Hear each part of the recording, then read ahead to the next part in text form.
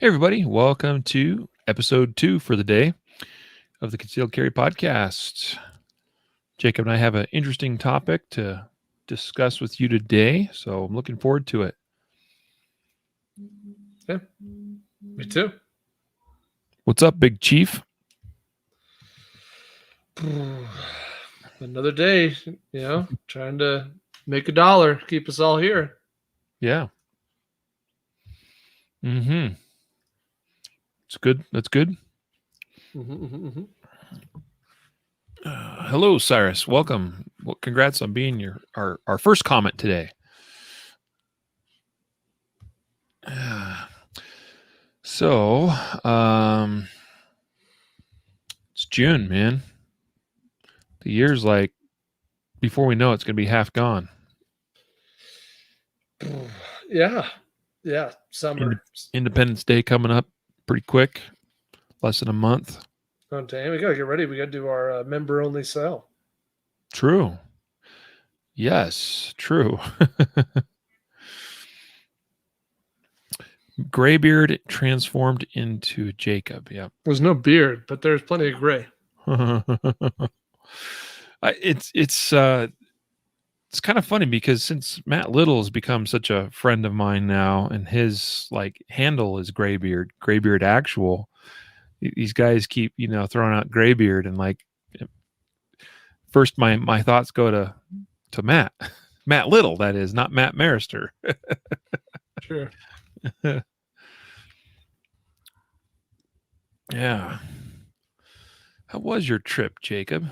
I guess. I mean, it was kind of not a trip. Yeah, I mean, you weren't driving to Wyoming or anything like that. It was like 2 hours away. Yeah.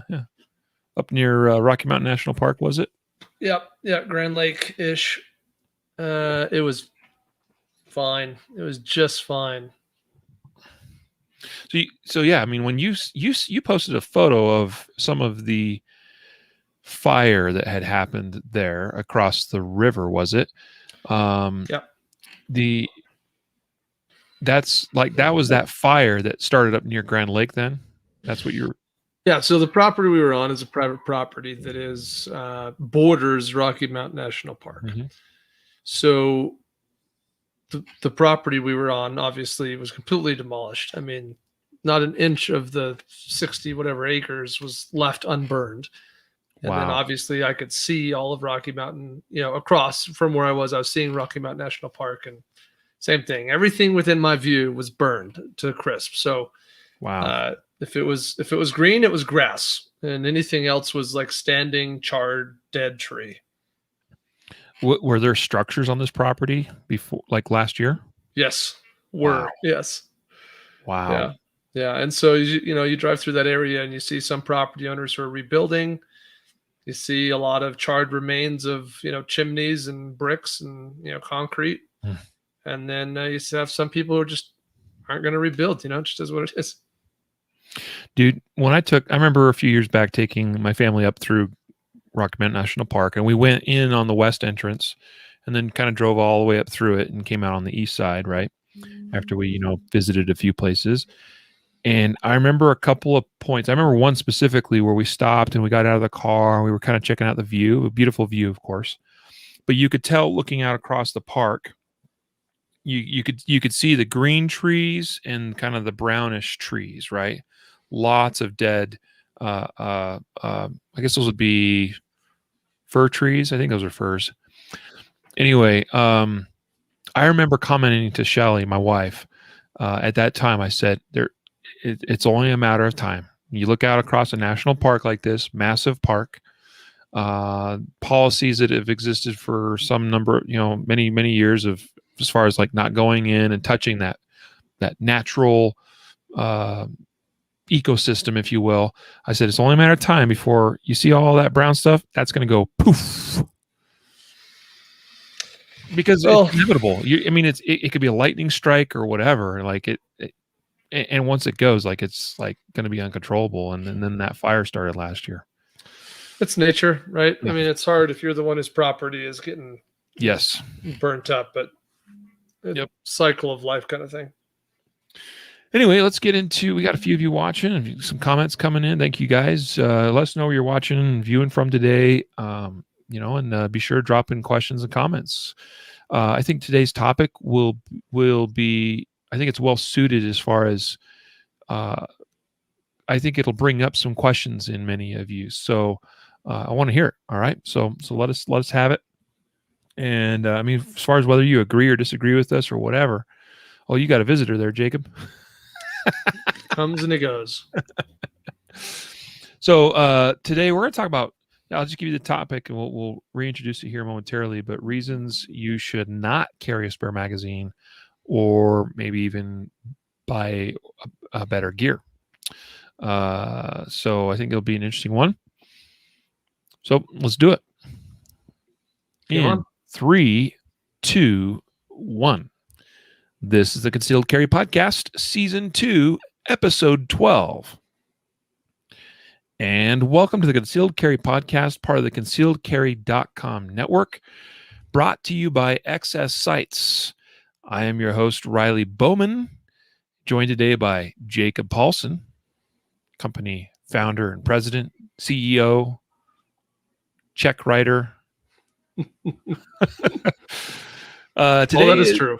Yes, today is June 9th, 2021, Wednesday, that is, as of the recording of this show. By the way, those of you that maybe haven't picked up on it, we elected to start mentioning the date that we record episodes for those that listen to the podcast only, right? In other words, those of you, not those of you that watch us live, but those of you that are getting it after the fact, so you kind of have some context of when we recorded things, because sometimes things change. Especially when we're talking about current events, which is not necessarily today, but today's episode is reasons you should not carry a spare magazine or buy better gear. Interesting conversation. I think that Jacob and I will have some things to consider. I think we'll touch on specific gear related stuff, preparedness type stuff, but also some training related matters. I think kind of the world is our canvas, so to speak, I think, in this episode today with what we might cover. But today's episode is sponsored and brought to you by Mountain Man Medical.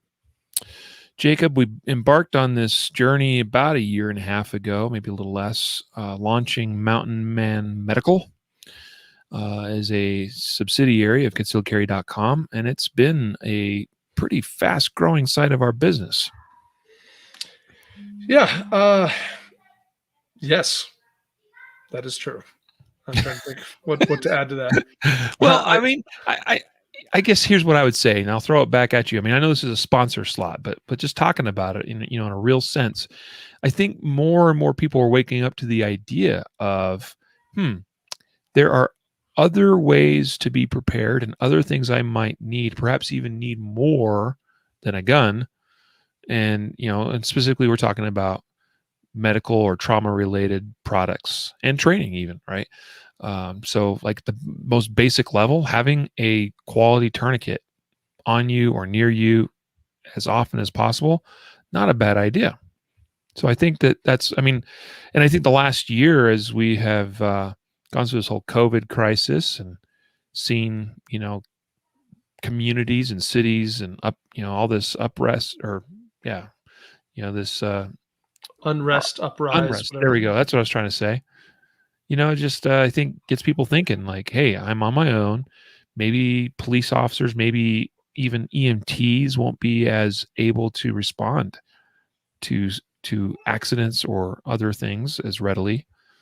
At least that potential exists. So anyway, I don't know. That's kind of where my mind went. Yeah, I'll think about it more from a business perspective. Like, what we saw is that everyone's talking about medical. Everybody knows you need medical, but when we survey customers, they don't know where to buy medical. And so we're like, hey, why not us? Like, sounds like a business opportunity. And our business model is extraordinarily simple. Only stock and compile kits with name brand proven gear, stuff from North American Rescue, TACMed, Combat Medical, Dynarex, whatever, and do it cheaper than anybody else. Like that's what we set out to do. And so we're not inventing anything. We're not manufacturing products. We do make some decisions about what to compile into a kit, but all the components are name brand stuff, and we do it cheaper than anybody else. That's our shtick, and so that seems to be working for us. Yeah. That really has been the guiding principle since the beginning of Mountain Man Medical, is bring quality trauma kits and trauma related gear to the masses as affordably as possible. I think that our business is uniquely positioned and able to do this because it's not the only thing we do. Like some other companies, they got to make a profit, they got to cover overhead, and so we're able to just come in there and provide a quality kit at a reasonable price. Still make a little money off of them, but probably not as much as some of those other guys are, at least on a per kit basis. And that's okay. But it gets more stuff out in the hands of you people, and does influence our business, does impact the bottom line, but that's not what it's only about. Anyway, guys, mountainmanmedical.com, sponsor of today's episode. Check them out. All right, check out what we got out there. Plus, great content that our chief training officer, I don't remember his exact job title, but Brian McLaughlin over at Mountain Man Medical, he oversees a lot of that on our behalf, and we appreciate Brian and all the work he does, and great content and great training that he puts on. So, mountainmanmedical.com. Today's episode also sponsored by Guardian University. Guardian University is our revamped and will continue to be revamped and improved online learning management system. Okay, so tons of really all of our content we've ever created, dang near, exists in some form on Guardian University. We've put together a what's the word? What am I looking for? We've put together a roadmap of curriculum that you guys can, if you check out Guardian University, those of you that are Guardian Nation members already have the ability to do so. You'll see how it's all laid out. I mean, covering things from shooting fundamentals and gun safety to, laws. And basically the way we looked at this was, what do those that participate in Guardian University, and specifically our Guardian Nation members, what kind of things do they need to know, Jacob? What do they need to understand? And how do we map that out in a logical way and in a format that they can digest it and also, feel good about themselves, because you'll level up. So we award badges based on different levels that you've completed in training. Yeah, I think people also want to feel a sense of accomplishment. And so previously a person might go through some of our online classes and not feel, like am I getting somewhere? Am I growing? And so trying to kind of break these things down into kind of these rank advancement style levels allows a person to feel like, okay, now I have direction on in what order to consume stuff. And I kind of see, okay, when I've completed these, I'm advancing on to the next level. And I think that's important. I think the person is intrinsically motivated by accomplishment. So part of a Guardian University's model is designed to create that kind of value. Yeah. Yep. Agreed. So guys, check out, and here would be the thing to do. Go to concealedcarry.com/university. Again, if you're already a Guardian Nation member, you'll already have access. But if you do not, go to concealedcarry.com/university to learn more about Guardian University. Get a little taste, a little sense of what the content that's contained therein is all about. And this is something that we're really trying to level up ourselves in terms of the amount of content and the quality of content, to give you guys some of the best online training content anywhere out there. So check it out again, concealedcarry.com/university. Let's get into today's headline topic, Jacob. Reasons you should not carry a spare magazine or buy better gear. I think you originally crafted this topic, this headline, if you will. I'd kind of like to throw it at you and sort of get I suspect you and I might have slightly different approaches. I think we'll agree on a lot of things, but I think we might have slightly different approaches as far as how we view today's topic. Today's topic is a question of prioritization. Mm-hmm. And so, yeah, we might have some different feelings about what should be prioritized in what order. But it kind of comes from this idea that oftentimes when we're, in fact, I'll give you a recent one. One of the guys who works in our company, one of our employees, it's about 2 weeks ago, and he asked me if I carry a spare magazine. And I was like, "Well, do you?" And he's like, "I got two of them." I was like, "Oh, dang!" And he has a mag carrier that came. It's a two mag carrier. So he's like, "Well, I might have only cared about having one spare mag, but I have two spare mags because I have a double mag carrier." And so he's rocking his gun with his double mag carrier concealed every day. And when I hear that, when I hear someone say, you need to carry a spare mag, or I carry a spare mag, my follow up question is always, well, do you have pepper spray? Do you have a tourniquet? Do you have any medical gear? Do you have a decent flashlight, pocket knife? Like, it becomes a question of prioritization. So to be clear, and maybe the starting point here is to clarify that neither you or I, Riley, have any issue with someone carrying a spare magazine. It's all good. In fact, I would consider a spare magazine a good thing.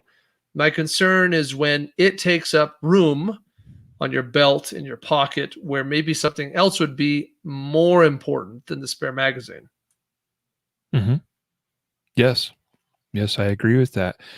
I'll take kind of the back end of this phrase that we titled today's episode with, of or buy better gear. And by that, I'm going to just throw out an alternative perspective, and we're going to explore all these things here today in this episode. Of sometimes people, well, many people get trapped or caught in the trap of buying the latest and greatest thing. I mean, for instance, I'll give you one example. Recently, Walter released their new PDP pistol. It's a couple months old now at this point. That thing has, and kudos and credit to Walter on their marketing plan with this, but it has taken off very, very, very quickly. And I think part of that was, they did a smart thing by enlisting. They put together what they called their Walter Defense Division or something to that effect, where they've got guys like Scott Jelinski and Bill Blowers and even Tatiana Whitlock, well-known female instructor, and a few others that they basically kind of brought into this collective of well-respected people in the industry, instructors and law enforcement officers, and so forth, and brought them together to, number one, get input on this new gun, okay, and this new product line, but also then enlisted their help in sort of promoting it, and it's really been very effective. Now, what reason why I'm mentioning this is somebody I know personally was running a very fine, a quality gun. Okay, nothing wrong with the gun they were running previously, but they kind of bought into this marketing, which again, I don't think the Walter PDP is a bad pistol, but clearly their marketing was effective enough to get this person to go, oh, that's the new latest greatest thing. I need to have that, right? And they run right out and buy it. And a couple weeks later, like, they're carrying it. Like, they put aside the other previous gun. I'm not mentioning what it was, but a quality gun that would have suited their purposes just fine, because for some reason they saw value in upgrading their gun.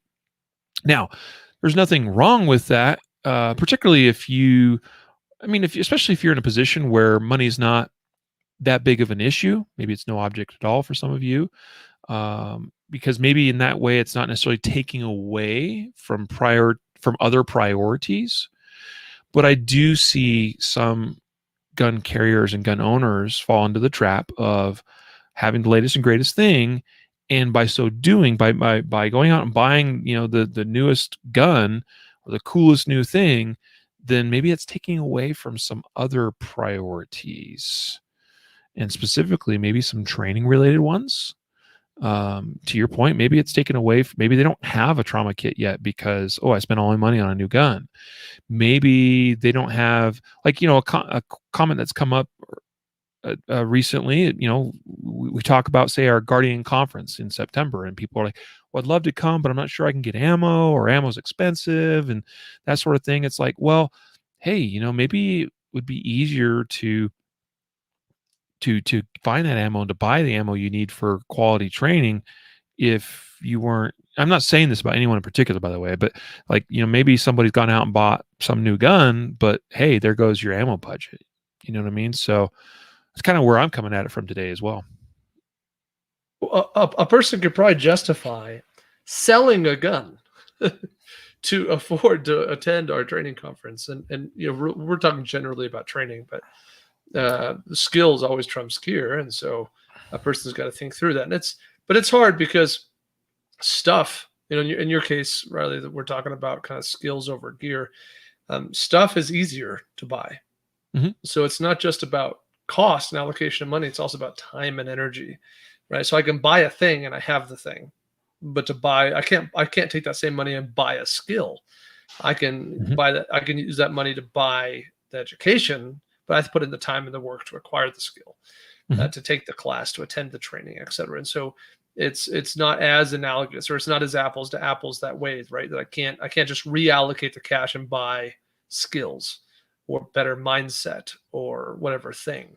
So I think that there's kind of two halves of the conversation here, and I think you addressed the other half really well, right? The first half being this idea of just pure like space in terms of an EDC loadout and prioritizing what goes into that space I have, how I allocate it. And then the second half is kind of more like budget and resources, and choosing to allocate that in a way that is prioritized correctly. Yeah, and it's not only about space. It can also be just principles of concealment, right? Like, Sure. maybe you choose to dress a certain way, and based on how you dress, changes what you can get away with concealing, right? And so maybe all the space you or maybe all that you can carry is a gun, as far as being concealed, uh, and therefore you're not able to fit say a tourniquet or something else on you that might be another valuable tool. And so, yeah, but they're all priorities, and that's what the overarching theme of this episode today is all about is prioritizing your gear, your skill set, your training. It's all of that. It's where are we putting our resources in terms of priority? What's most important to us? Let's address the more obvious one that that you've touched on already. You gave specific examples of, well, are you carrying trauma related gear, i.e. tourniquet? Tourniquet is like the most basic trauma kit that you could carry, right? And or you also mentioned the example of things like non-lethal or less lethal, OC spray, for instance, right? So let's tackle that first. And the big thing here, I guess, the point would be that could be made, and I'll make this point off because I have some personal direct experience with this, and that is in terms of priorities of what I carry and have at my disposal at any given moment of the day, what is my number one priority? Like, do carry a gun. It is an important thing to me. It's very high priority. But have I ever shot somebody in self-defense? No. Have I had need to assist somebody in medical distress? Yes. Multiple times, in fact. In fact, just a couple months ago, I was returning from the range and came up upon a vehicle rollover accident that fortunately nobody was seriously hurt, but it could have been very, very serious. And I was fortunate to be able to grab my Mountain Man medical trauma kit. In fact, it was a Wind River in that case, and get myself parked and situated in a safe place, hazard lights on, etc., and ran over there with my kit, because I wasn't sure what I was going to find. I've been on accident scenes where people passed away due to severe injury. Okay, I've seen blood and other things that are not pleasant to see. So, and this is, again, multiple times this has happened to me, and I know we have people watching and or listening to this episode right now that have had similar experiences. So again, What are we prioritizing? And I'll just throw out, Jacob, that it's just a theory, and it might be an overly simplified way of saying it, but things like trauma kits and trauma related gear, and could roll into that same category, things like OC spray, they're not very sexy. Like packing a gun is cool and hip and like makes me feel cool. Like I got my gun. But nobody carries around a tourniquet and feels cool for carrying a tourniquet. Yeah. There's also sort of this sense of, because I think I'm prepared for the worst case scenario, I'm therefore prepared for all scenarios. Right. Which is clearly not the case, right? But there's the sense that the gun is for a worst case scenario, and so because I'm prepared for that absolute worst thing, it makes me feel like I'm prepared for everything. Yeah. To be clear too, there's more than one argument for carrying a spare magazine. So like the one on the surface would be, I want to have more ammo, right? Like today I have a 365 tucked in my pants, and I'm rocking the 10 round magazine in that gun right now. So that's 11 rounds.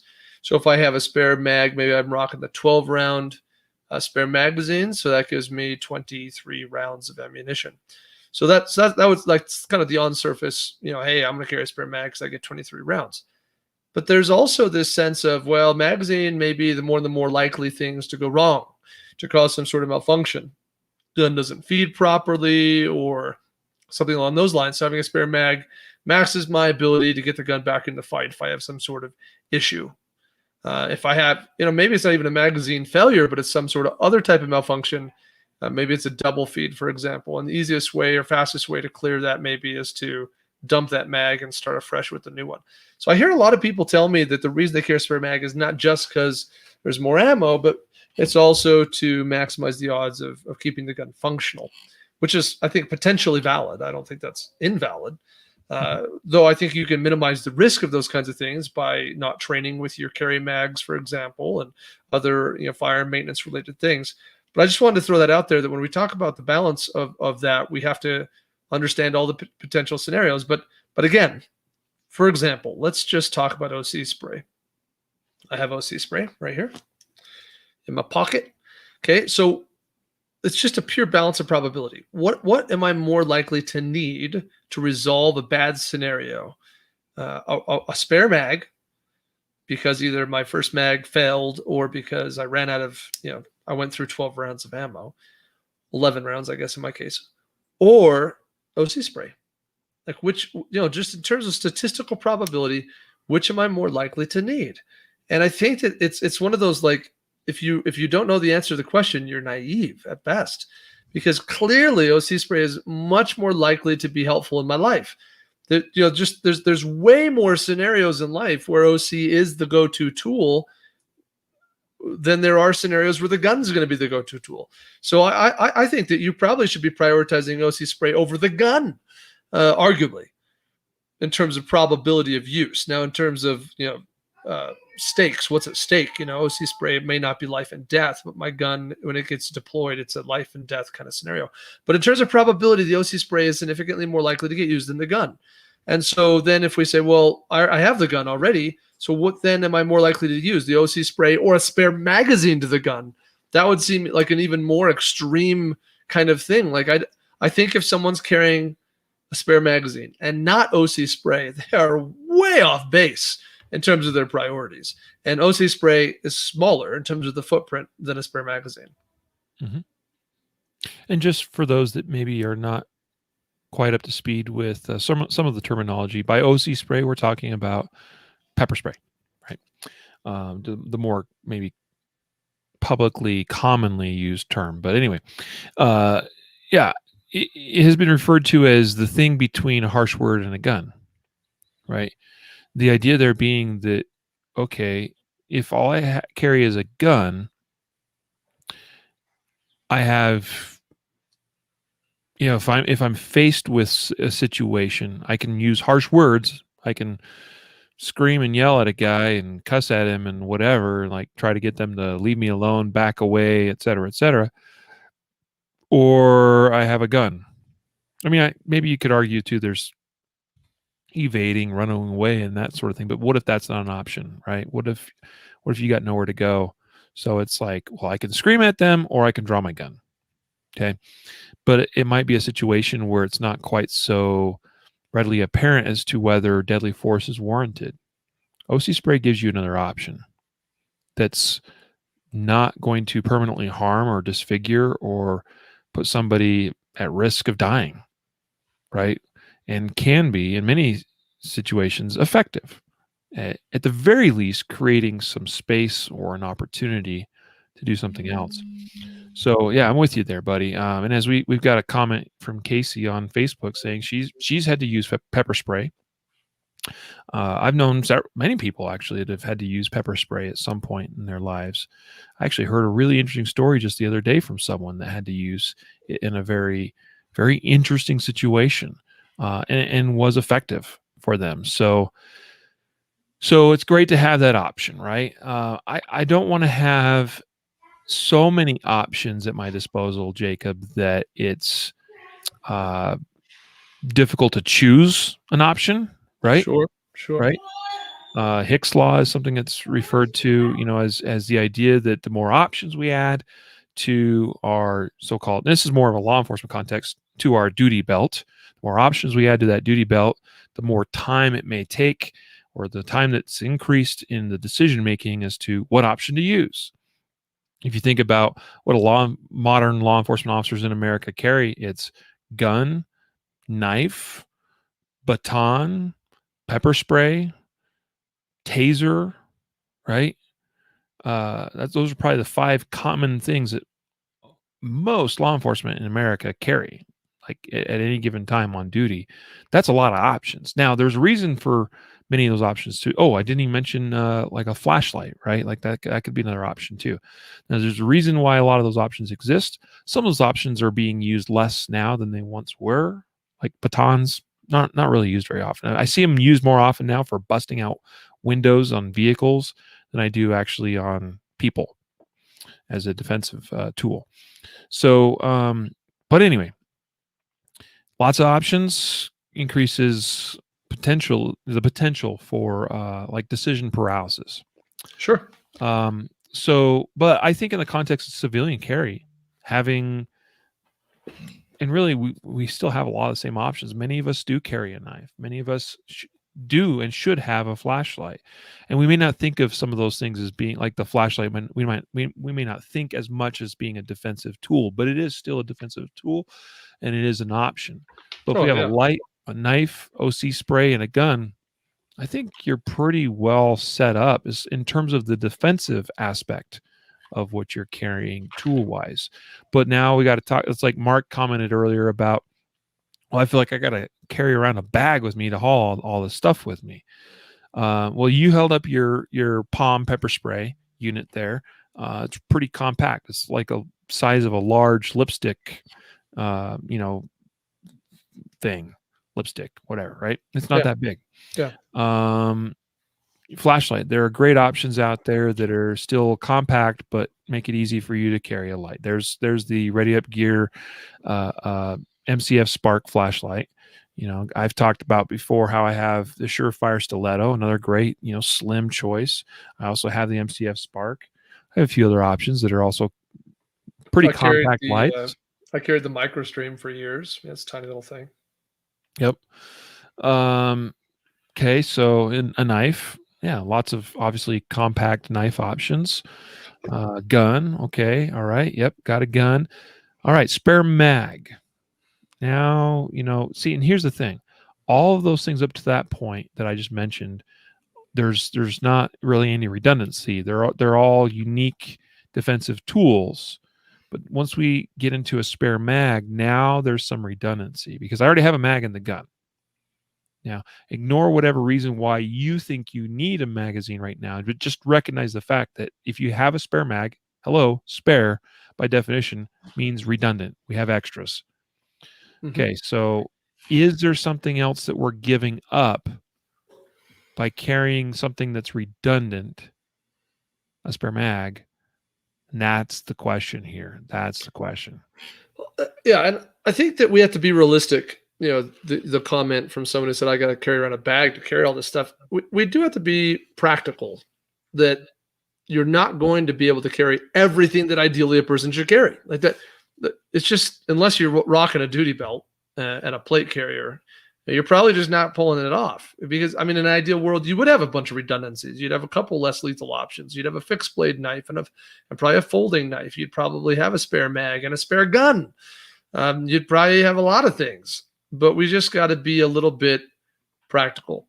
I wear most days a 511 Defender Flex pant, either the jeans or the range pant or something like that. There's like 9 or 20 billion pockets. I don't even, a ton.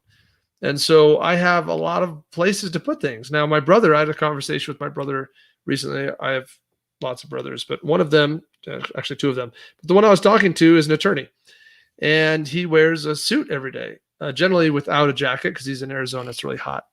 So, but he's got, suit pants, like nice dress slacks, and a button-up dress shirt tucked in. So, like it's going to be more difficult for him to carry a gun, a spare mag, pepper spray, a flashlight, a fixed blade knife, a pocket knife. Like, it's just not practical for him. It's just not going to happen.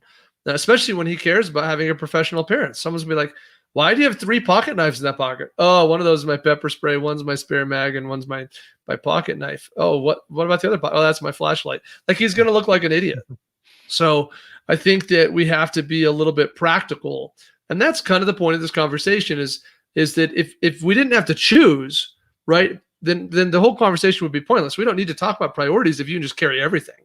If you can just carry all the goods, then that's great. But what we see constantly in our industry is people posting on Instagram with their EDC loadout in their hand. They got the gun and their pocket knife and whatever other thing, and they take a picture and they put it on Instagram like, check it, I'm super duper prepared and awesome sauce. And that's the call out here, is to say, wait a minute, I have no issue with any of the stuff in your fancy picture. I just think that your priorities are out of whack. Because like a fixed blade knife is a great example. A fixed blade knife's an interesting one too. I'd put it in kind of category like a spare magazine. A fixed blade knife is a fantastic tool that can solve a lot of potential nasty problems. I myself don't really have the training to use a fixed blade knife. I mean, there's some things it's not rocket science. Just like someone who doesn't have much training can probably figure out how to use pepper spray, but you can certainly get training to really increase your effective use of it, right? But regardless of the training or not, a fixed blade knife is a redundancy to my folding knife. Now, I'm not whipping out a fixed blade knife to open up a box that I got from Amazon Prime today, but I could, I suppose. But carrying 2 knives all of a sudden is like, okay, yes, I recognize that one is ideal for some situations, and the other one may be ideal for other situations. But if I'm taking up space, if I'm allocating resource to the fixed blade knife and a folding knife, that probably means, unless I'm carrying around a backpack, I'm letting something else out. I'm choosing not to carry something else, and that's what this conversation is about. Is if you got the space, carry it all, and stop listening to this, because you don't have to worry about prioritization. You just have to train yourself to know what to grab when and grab all of it efficiently. But the rest of us, us normal people, we have some limitations, and even me with my 9 billion pockets, I have limitations. Yeah, all great thoughts there. And I mean, to the knife conversation, just a little bit, a folding knife or a more practical knife for me is what's most practical. Practical, hey, right? Because I use a knife on a daily basis, cutting all sorts of things, opening packages and who knows what, all kinds. It's hard for me to even imagine, but I know my knives come out. My folding knife comes out of my pocket every day for sure. Like it's just a part of my life and my lifestyle. The fixed blade would be certainly more of a defensive use, dedicated tool. Certainly could be used in some of the same instances that I might just use my folding knife, but it's more geared towards stabbing somebody is really what it's geared to. So some of these items don't take up a lot of space. Some of them are quite slim. Some of it just requires a little bit of creativity as far as figuring out where to put some of these things. They some of them don't really take up that much space to begin with, but space is still space. Like this, there's still a finite amount of it, and we have to work with it. In the priority side of things, as is the topic of our discussion here today, that's what we got to be considering. So again, I asked the question, all right, to all of you listening or watching this episode today, what are you more likely to need? Okay, and that's where we want to start as we are evaluating ourselves. I mean, there was a comment from somebody a little bit ago, I forgot who it was, but they said something about that there should be redundancy, that hey, your primary gun might fail, so you should even consider carrying a backup gun, right? And that's in addition to talking about carrying things like a spare mag.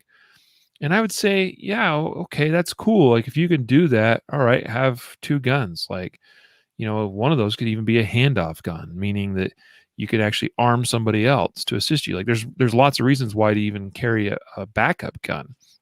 But what's more likely to be in need? Like, are you more likely to be in that situation where, number one, it's already rare, but you need not just one, but two guns? Or you're in a situation where it's not just you, but you need to hand off a second gun to somebody else to back you up? What's more likely? Or you're actually one of the only documented civilian defensive gun uses that actually needs a spare magazine and reloads during the incident, because like John Correa says this all the time. He doesn't know of a civilian use of a gun in defensive context where they had to do a reload, right? Okay, so what are you more likely to need? That any one of those things I just explained, or preventing arterial bleeding? Mm-hmm. Yeah, let's talk about medical for a second. You pulled out your spare or your folding knife and you sliced yourself and now you're bleeding, right? What's more likely? Well, guess what? I have sustained more than my fair share of fairly traumatic injuries in my life, more so than Jacob by far. So, and we've already kind of touched on this, talking about like vehicle accidents, things like that, far more common for the everyday person to encounter than an actual defensive shooting. So yeah, take it away, Jacob. You clearly had something to say there. Yeah, I mean, I think that we already made, we're in some ways we're beating around the bush a little bit, or we're trying to reiterate the core point. But I'm also trying to address some specific things we think are more important than a spare magazine. And I think that OC spray, we made that argument. So the next one here, to your point, is medical gear. Now, the problem is that medical gear could be anything from one item, I'm carrying a tourniquet, to a whole IFAC. I got a medical ankle cuff or something. And a person, depending on what we're talking about, a person could easily argue, well, I got a place I can put a spare mag, but not an IFAC. So that's a whole different game. But I'll just get really specific for the sake of this conversation, and I will specify the SWAT T tourniquet, the stretch, wrap, and tuck tourniquet, which is, in my opinion, not my preferred tourniquet. If you laid out a bunch of tourniquets on a table and I had to patch up an arterial bleed on my arm, I would not pick the SWAT T off the table. I would go for a soft T wide without any doubt in my mind whatsoever. The SWAT T wouldn't even be my second choice. However, for an EDC item, let's just say that I'm going to carry a SWAT T. And I think that arguably the SWAT T is a really valid EDC medical item, because not only is it a tourniquet, but I can use it for tons of other things. I can use it just as a pressure dressing. I don't have to stretch it as tight, so I can use it as a pressure dressing. I can make a splint out of it. I can cut it. I can use it as a chest seal. I can have two tourniquets instead of one, and it folds up really tight. Think like a really small, slim wallet. Would be a SWAT T. It's just a really pretty compact thing, not a difficult thing to put in an average back pocket. So smaller and slimmer than most dudes' wallets. Oh, for sure. It's definitely slimmer than my wallet. No doubt. That is true. Deck of cards. You've got that trifold thing that's like 2 inches. I don't have a trifold. I thought it was a trifold. Here's my wallet. Oh, okay. Man, I must be thinking of somebody else I know. Right. But a SWAT T is definitely slimmer than that. In fact, let me see if I have a SWAT here. And you know, think deck of cards. I think deck of cards is a pretty good description of a SWAT tourniquet. Yeah. I got so much medical crap sitting here on my desk. Surely I have a SWAT here handy. People are like, well, Jacob, how come it's not in your pocket right now? Okay, hold on. Pause right there. Pause. Because it's not just about if I give up, if I want this, I have to give up that. It's not only about that. Okay. This is about, there can be a layered approach here. Sure. Right. Totally. Because now even John here on YouTube is commenting that he carries a pack, a medical pack, he calls it, in his vehicles, but not on person.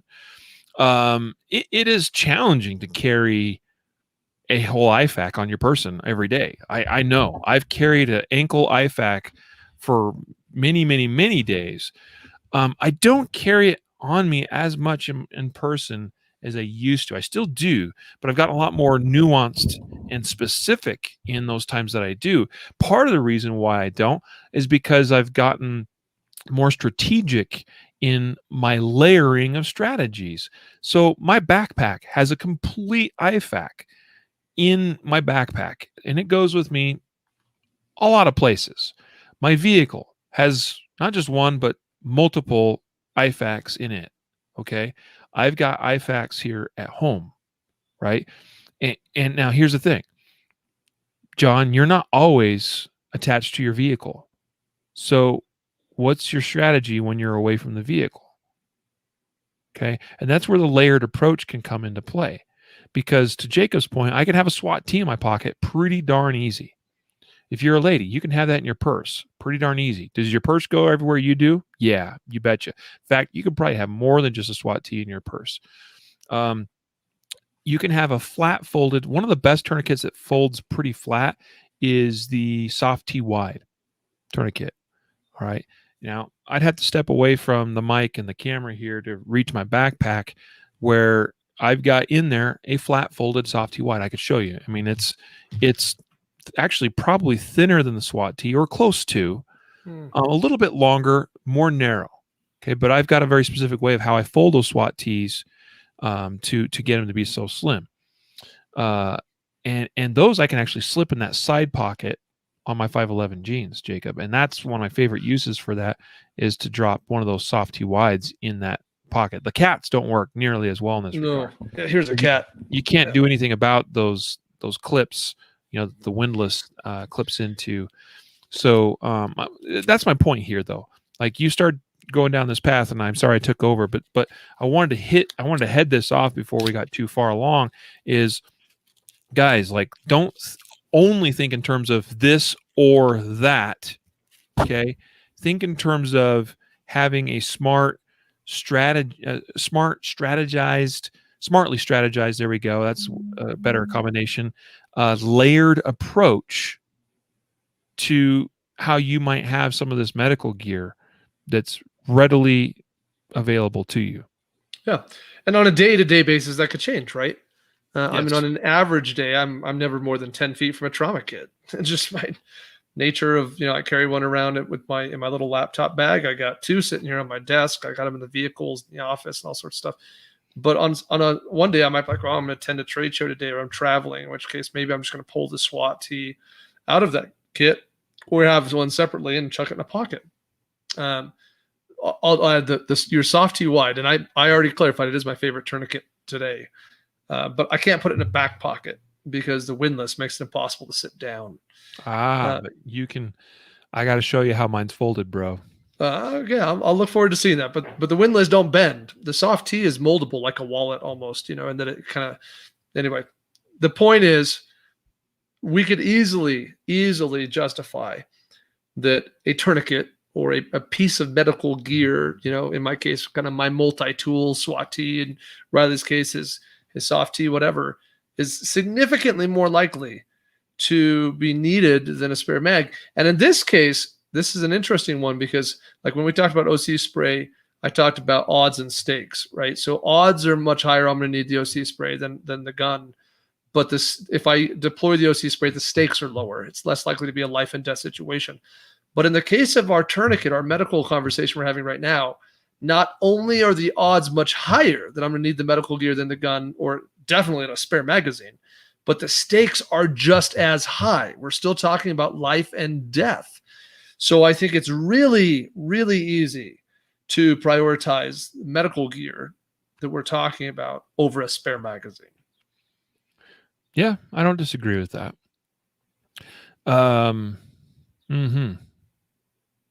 Yeah, the stakes, the odds. It's a good point, actually.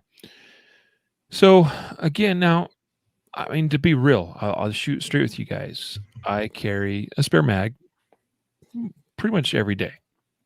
That goes with my gun. Now, the way I carry it, it works very well in that regard. It actually balances out the load of my pistol and fills some space inside my waistband. That, I mean, granted, that space could be occupied by a tourniquet or by OC spray or something like that. But I have other places I can carry those items as well.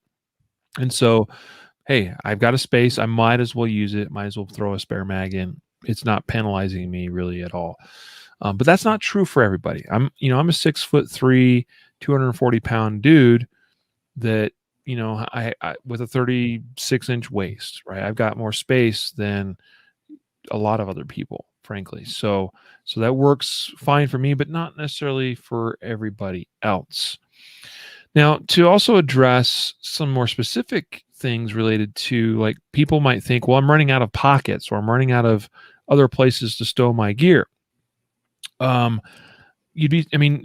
a number of different storage solutions for still carrying them inside your waistband. Now, if you carry in a traditional holster belt type setup, you can look at different ways of carrying a light inside your waistband instead of in a pocket, or OC spray inside your waistband instead of a pocket. There's companies out there that make special little holsters for things like pepper spray or OC spray, or for your knife or for your light. Also tourniquet holders and pouches and holsters out there for those as well, that could go inside waistband. So there's lots of, just don't get locked into thinking, oh, everything has to go in my pockets. I can still maybe get it on my waistband somewhere. And some of these items are much smaller than a gun and much smaller than most magazines even. There's also products relatively new to the market. People have probably heard me talk a little bit about products like the Filster Enigma, which is a holster mounting solution. It's not a holster product by itself, but it mounts to a holster.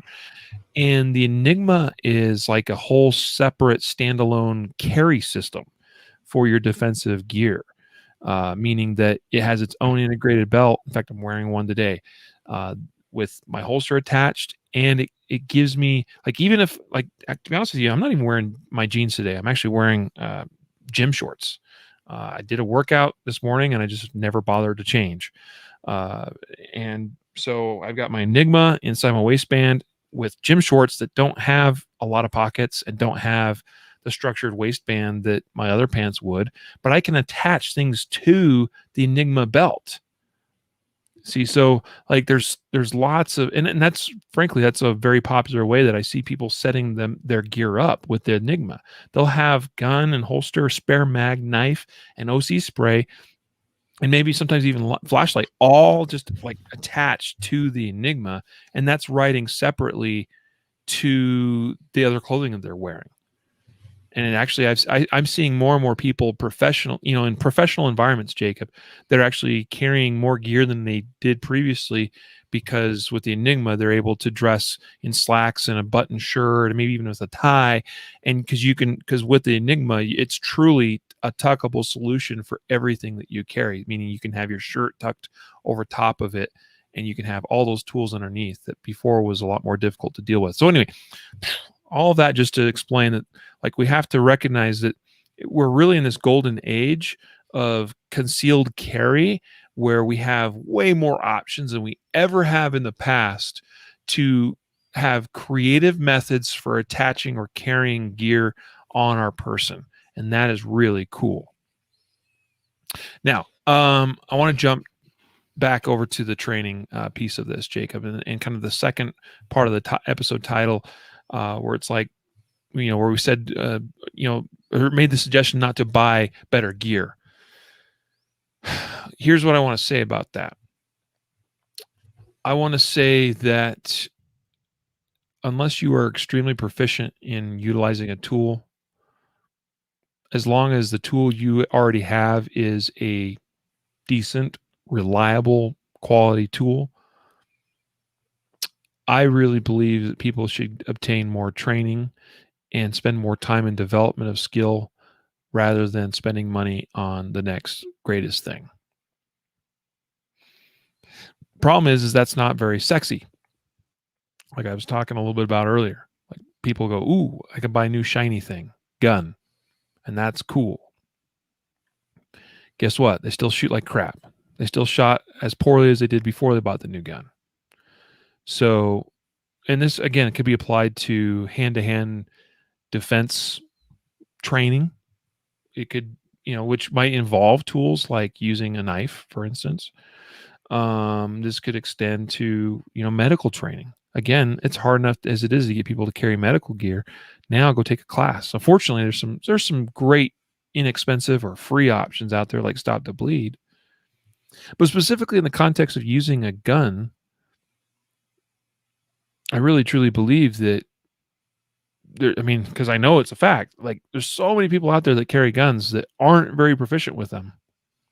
At least as I think they should be. I mean, keep in mind stressful situations that develop very quickly, and we're asking people to shoot with high levels of precision, but they've never been tested in doing that. They've not put in the time to develop a high level of skill.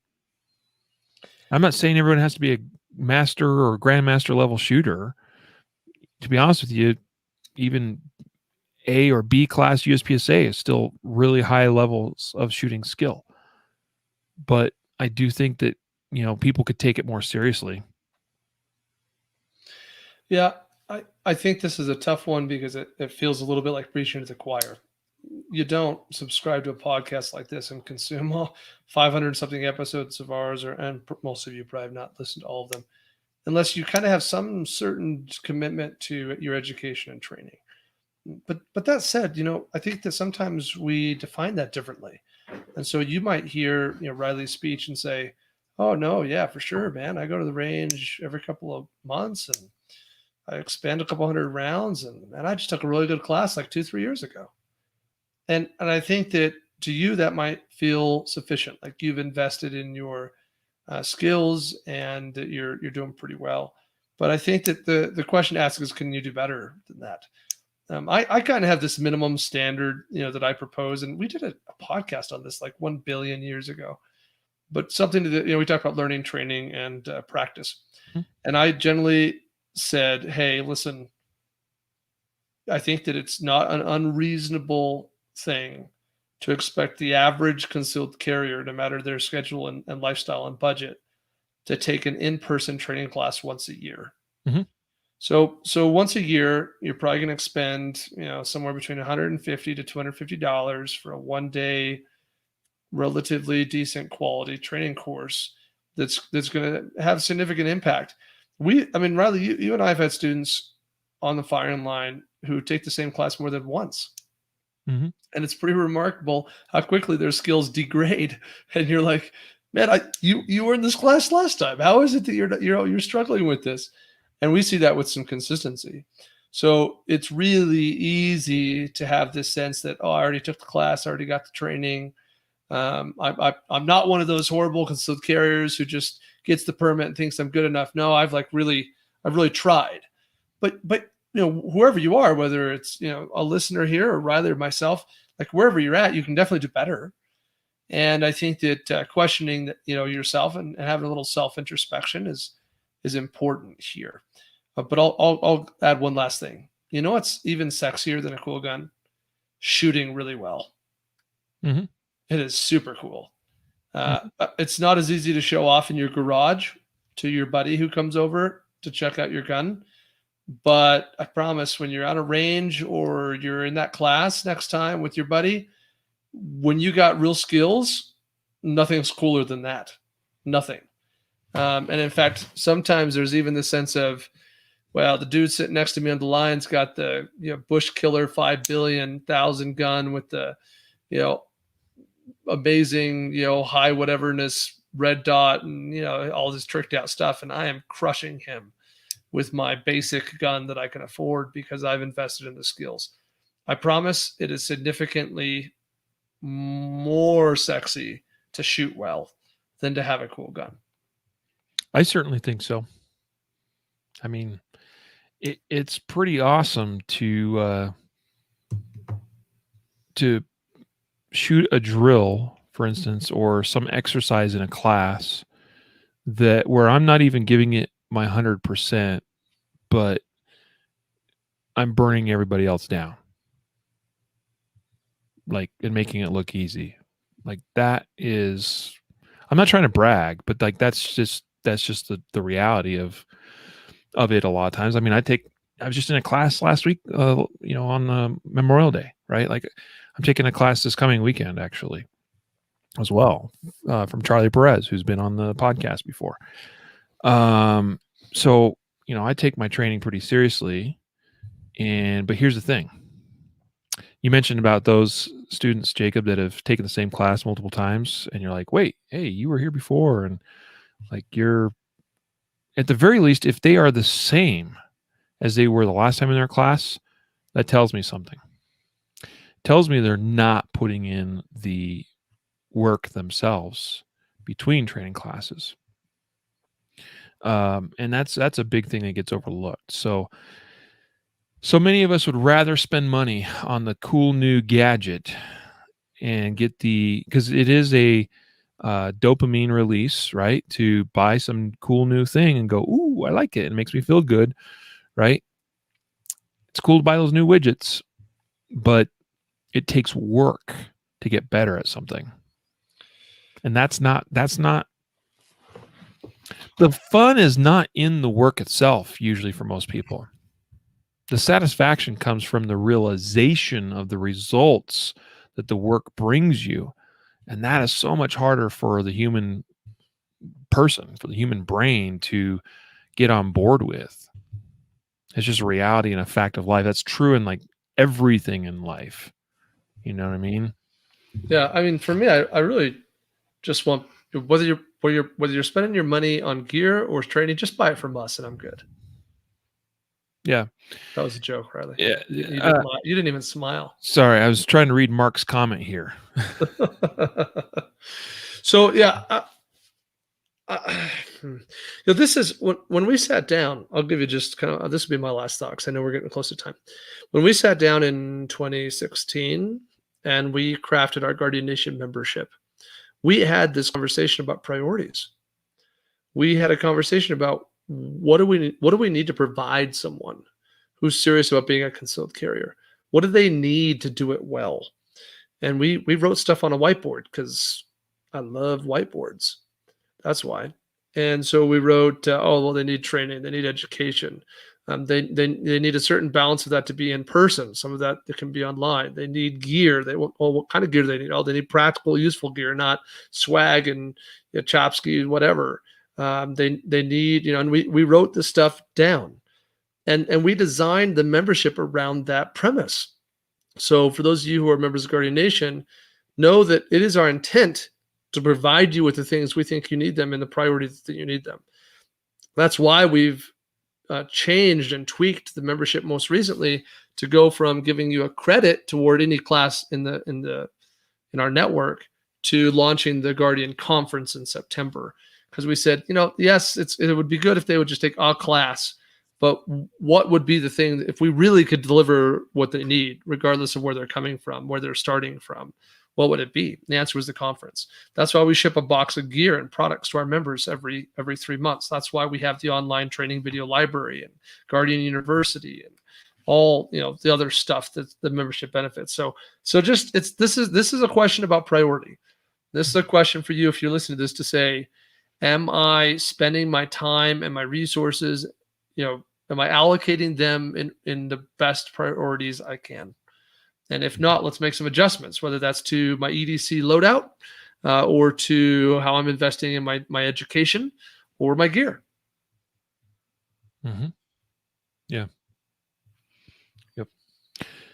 Just to kind of wrap up this discussion on just a little bit on training and practice, and that's what I want to hit on. I mentioned about how it's evident that some will just take a class, and you touched on this too, like, oh, take a class, oh, I'm good, everything's good, I move on now.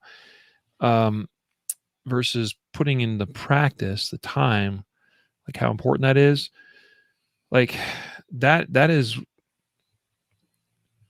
that's the biggest difference maker for you guys right now. If you want to improve your gun handling and shooting skills, then you need to take training. You need to take classes from reputable, quality instructors that's going to give you the knowledge base on which to sort of build your own foundation of skill with feedback. And that's the important thing. That's the big difference between training and practice typically, is that in a training environment, which is done with an instructor that is able to watch you and provide instantaneous feedback. Hey, we talked about this and you're trying to do it, but hey, not quite right. You need to make this little tweak here, a little tweak there. Like, that's hugely valuable. That's one of the biggest things you're paying an instructor for, is that instantaneous feedback to how you're learning and internalizing the information that's being presented. Okay. So it's that. And then it's also, we got to take that away and put in the time and the effort to apply the things that we learn.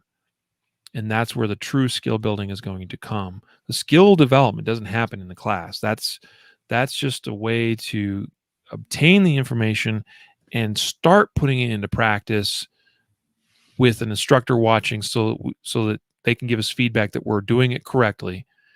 But the real skill development doesn't happen until we actually do it in our own time, in practice.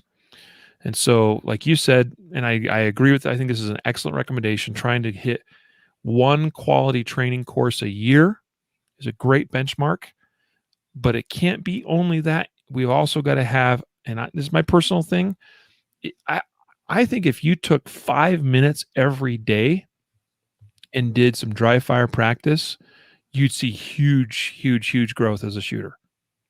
Now, maybe 5 minutes every day is not as practical for you. Maybe it's easier for you to say, you know what, once per week, I can dedicate 30 minutes and do some dry fire. You're still going to get huge benefit, maybe not quite as rapidly or as consistently as you would with 5 minutes a day or 15 minutes a day, but 30 minutes a week, way more than most people get. If you can do an hour a week, awesome. Now, if you start talking about less frequency than once a week, it's probably, it's still, you're always going to benefit from any practice you do, but you're going to degrade so much between, the longer we have those practice sessions spread out, we're going to degrade a lot more from one session to the next session. So we're kind of always trying to make up ground that we lose. And so that's not as productive.